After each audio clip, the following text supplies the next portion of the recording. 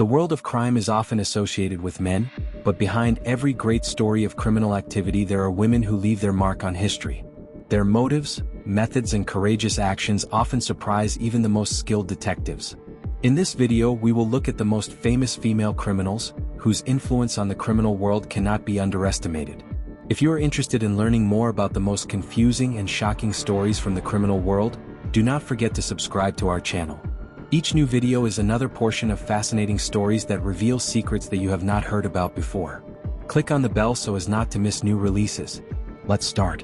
Evander Dowling. One of the most influential women in the Miami crime world of the 1980s and 1990s, an undisputed and tough leader. Evander was born in 1963 in Miami, Florida, to James Dowling, known as Big Jake, a high-ranking member of the International Dockers Union. After graduating from Miami Carroll City High School, she began petty theft, which was the first step towards a life of crime. In the 1980s, Evander created her own criminal organization, known as the Vonda Gang, which was engaged in the distribution of cocaine and crack in Miami. Her gang was known for its brutality and discipline, and Evander herself as a charismatic and ruthless leader. In the 1990s, the Vonda Gang entered into conflict with other notorious Miami gangs such as the Booby Boys and the John Does. These turf wars led to numerous acts of violence and murders in the city. In 1998, Evander was arrested on charges of conspiracy to distribute cocaine and crack cocaine. In 2005, the 11th U.S. Circuit Court of Appeals upheld her conviction and 20-year prison sentence. While incarcerated at the Federal Correctional Institution in Tallahassee, Evander continued to control drug trafficking, including the supply of marijuana, heroin, and crack cocaine to the prison. Her influence at the prison was so significant that she became a well-known figure among inmates and staff. Evander Dowling has become a symbol of female power in the criminal world. Let's move on to Tanisa Welch. Tanisa Welch, First Lady of the BMF. Born in Detroit, Michigan, she became a mother as a teenager, which marked the beginning of her independent life. In the 1980s she met Harold H., an influential drug dealer who introduced her to the world of luxury and crime. Together with him, she expanded the drug business to the west side of Detroit, and later to Chicago and Texas. Through Harold, she met the Flannery brothers Demetrius Big Meech and Terry Southwest T., founders of the Black Mafia family, BMF. She became close to Terry, with whom she developed a personal and business relationship, helping to expand the influence of the BMF. At the age of 19 she was already living a luxurious life, traveling, buying expensive things and enjoying her status in the criminal world. She served as the First Lady of BMF, participating in money laundering and managing the organization's finances. In 2005 she was arrested and sentenced to 57 months in prison for money laundering. After prison she engaged in community service, helping women returning from prison adapt to life. She works on justice system reforms and supports rehabilitation programs. But they say that her ties to the criminal world still remain. In 2023, a biographical film, First Lady of BMF, The Tanisa Welch Story, was released, which tells about her life and path to rehabilitation. The film received nominations for the NAACP Image Awards. Today she actively maintains a page on Instagram, where she shares her experiences and inspires others. Also works as a mentor, speaker and public figure, focusing on supporting women and reforming the justice system. And now I will tell you about one of the most eccentric thieves, Delronda Hood. Detroit, 1970s. Little Delronda was born into a family where the rules were simple. If you want something, get it yourself. Her father brought home a new pair of shoes for her every Friday. And for little Delronda, this was not just a gift but a symbol of strength. She wanted more than she was given. At 15 she was already a mother. And at 18 she earned more than some banks. No, not in an office. She danced. She knew how to charm. But she quickly learned, the real money was in drugs. Over time she became the one who even men with guns feared. She ruled her neighborhood. She sold organized lead.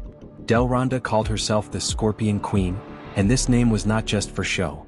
She held the streets of Detroit in her fist. And if someone didn't pay, it was better not to leave the house.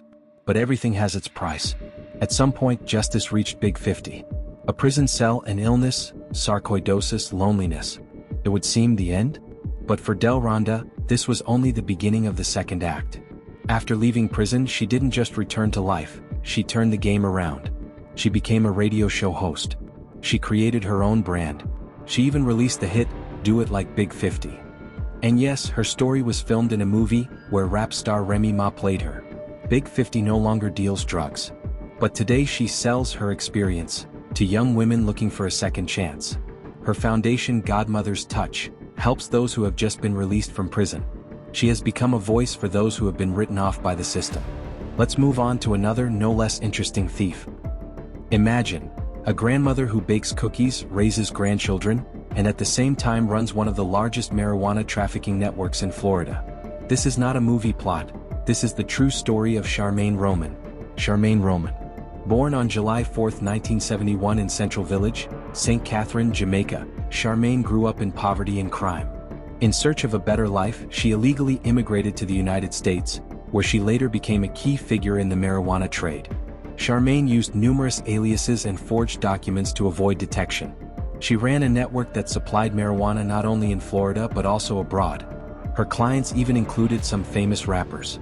Charmaine maintained contact with criminal circles in Jamaica, from where marijuana was often smuggled into the United States. Her extensive network reached the Caribbean region. She invested part of her profits in legal businesses, mainly small beauty salons in Florida. This helped her legalize the income from the sale of marijuana. In September 2013, Charmaine Roman was arrested in a massive operation involving more than 50 suspects. The raid seized more than 3,200 pounds of marijuana, $200,000 in cash, firearms, and 6 vehicles. She was accused of leading a violent Jamaican drug cartel. Charmaine Roman's story is an example of how one person can lead a double life, combining the role of a caring grandmother with the leadership of a major criminal organization. Her story was the subject of an episode of the TV series, American Gangster. Imagine, a computer-savvy Minneapolis girl becomes one of the biggest threats to the U.S. banking system. This is not a movie plot, it's the true story of Tanya Smith. Tanya Smith was born and raised in North Minneapolis. From childhood, Tanya was fascinated by computers and technology. As a teenager, Tanya began experimenting with phone scams, which later developed into complex bank fraud schemes. Tanya Smith began her career as a fraudster in her teens, when at the age of 15 she successfully transferred $5,000 to her grandmother's account. Over time, she honed her skills using computers and phone lines to access banking systems. By the age of 20, she had organized a large-scale scheme that brought her $40 million. Her activities included phone scams, bank fraud, money laundering, and other crimes. She created a network of fake accounts and used runners to withdraw cash. Her operations were so large-scale that she became one of the greatest threats to the U.S. banking system. In 1986, Tanya was convicted of bank and wire fraud. However, in 1988, she escaped from prison disguised as a lawyer, with the intention of obtaining her release from prison. Her escape attracted the attention of the FBI, and she became one of the most wanted persons. A few years after her escape, Tanya was caught and sent back to prison. Her activities attracted the attention of law enforcement agencies, as she was one of the most insidious criminals ever to operate in the banking sector. After her final capture, she was expected to serve a long prison term. After being rearrested and serving her sentence, Tanya wrote a memoir, Never Saw Me Coming, in which she told about her journey from computer genius to con artist. If you liked this video and want to learn more about the most mysterious characters of the criminal world, be sure to subscribe to our channel. Click on the bell so as not to miss new interesting releases. See you in the next video.